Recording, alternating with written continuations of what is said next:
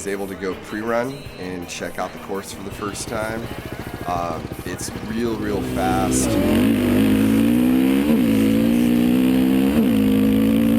It's basically just wide open, and then you've got two pretty big whoop sections. Right in the middle of the course, there's a whoop section pretty far, maybe 10 miles or so, and they're pretty big sand whoops. Not exactly the 700XX's forte.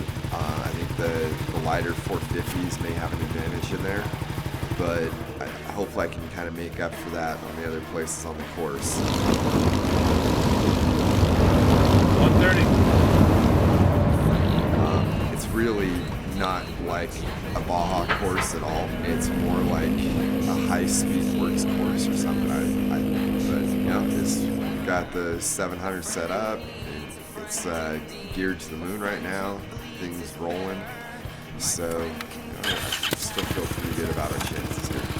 All right, so this is Wes Miller coming to you from the Bomb Squad Oz Invasion. Make sure and check back in tomorrow. We'll be at the prologue qualifying for the race. Crawling days, dawn.